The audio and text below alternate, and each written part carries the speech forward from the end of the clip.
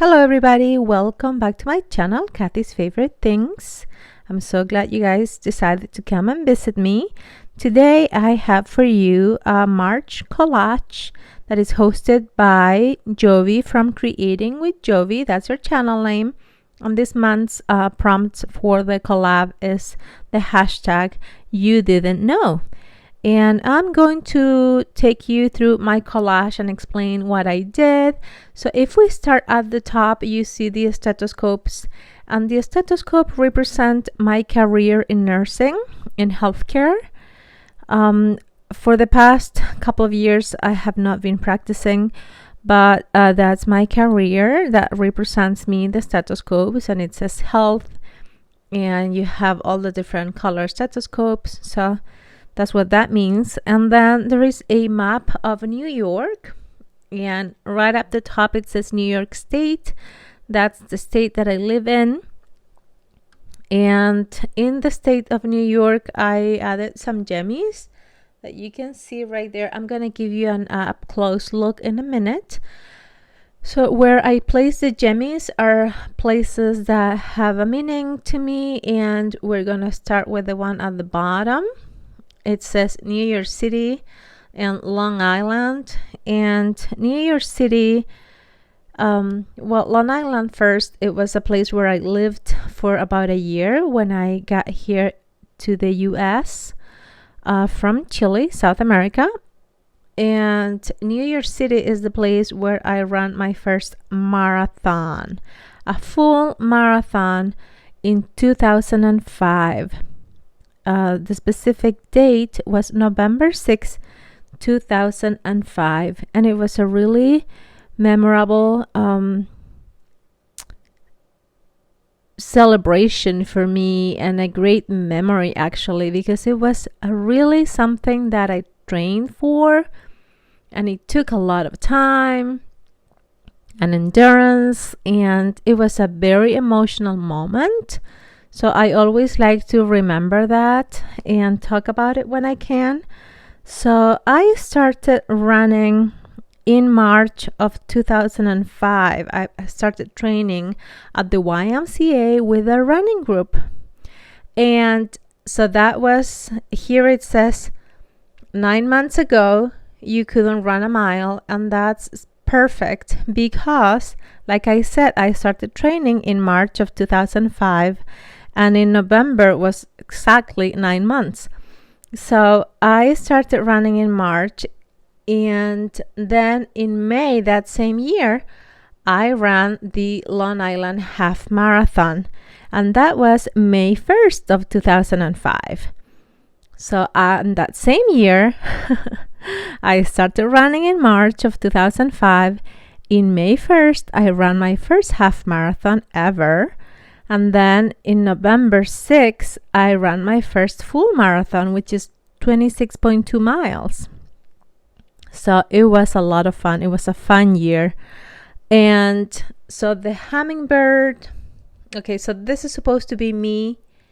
Let's not jump too fast. This is supposed to be me running, getting ready with your bib number to run my marathon and my half marathon. You know, this is your timer here that you have to carry with you to see how you're doing, your pace. You know, you have to pace yourself. My pace when I run is between 8 to 10 miles depending. So they say usually when you're gonna start running, they say on your mark, and they you know, do the gun. And in the New York City Marathon, they started playing the New York song from Frank Sinatra. That made me so emotional. It made me cry, brought me to tears. That year we were 863 runners that ran that day, and I was my place in the marathon was 25,147 out of 36,863 runners. And that was the longest that it took me to run a marathon, because there were so many runners and it was so hard to pass people when you were running. So my time at the end of the marathon was 5 hours and 2 minutes and 53 seconds. That was the longest it took me. My PR time when, through the years was 4 hours and 20 minutes. That was the least time that it took me to run a full marathon.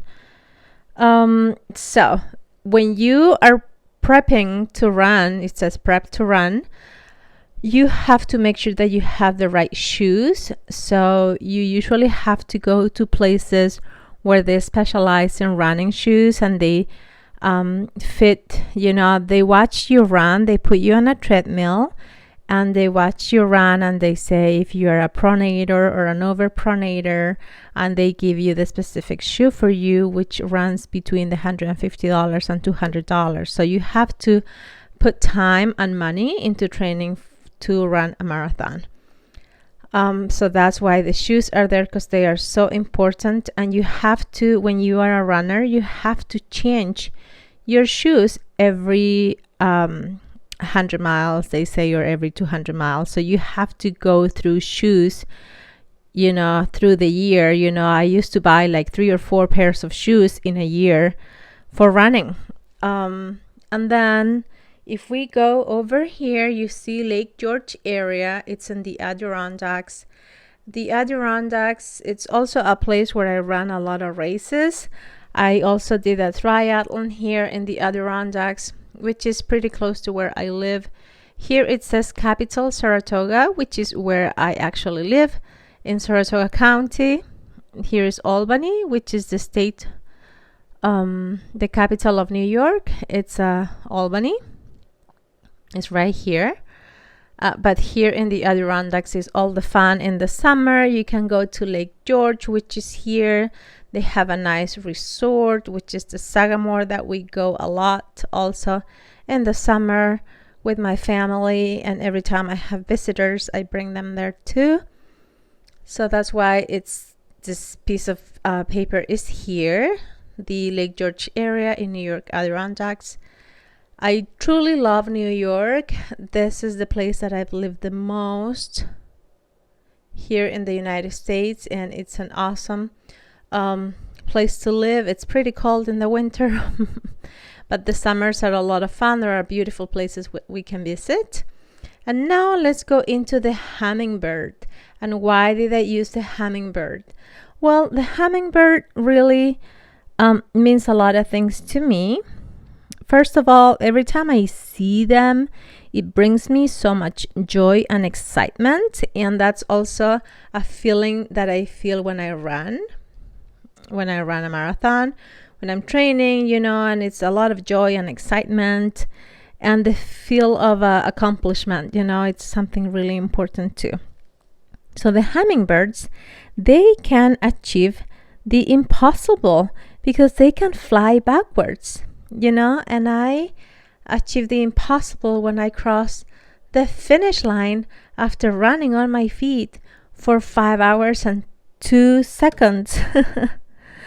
5 hours, 2 minutes and 53 seconds. I never thought that I was going to be able to do that. Never, ever. And I usually, when I run a marathon, I do not stop. Because if I stop, I lose my momentum. So I keep running. So the hummingbirds, like I said, they fly backwards, so that's impossible. And they are fast too. They also, I have heard that the hummingbirds are a symbol of tenacity and endurance, which is what you need to be a marathon runner, tenacity and endurance, because you have to work a lot with your mind too, not only with your legs, because you have to talk to yourself through your race and stay concentrated and know that you are going to finish. Because as a runner, I don't know if you have heard, you hit the wall, what they call the wall, when you are like in mile 20, 22 or 24, your legs are tired. The lactic acid and all of that is working. and you are getting really, really tired from running for so long. So you have to really have a lot of endurance, not only physically, but mentally, to keep you running. So that's why the hummingbird is here, because he is a symbol of tenacity and endurance. So that's my collage for the month of March. I hope my explanation wasn't too long and you were able to understand what I'm trying to show you and say here. Let me give you an up close look. Sorry if it doesn't look perfect, but I haven't collaged in years, since I was in school. And this was really challenging to me too, because I'm super OCD and I always like things to look perfect. But here, this is also an exercise for that. And I ripped the pages of the magazine, and that was really something. But I hope you like it, and I was able to succeed in what I was trying to bring to you guys. So that's the map, the Adirondacks, then capital Saratoga, and it says Albany. So that's where I live, in Saratoga. Down here is New York City and Long Island. That's a beautiful hummingbird. There is on your mark, which is what you hear when you are going to run. Prep to run, the shoes.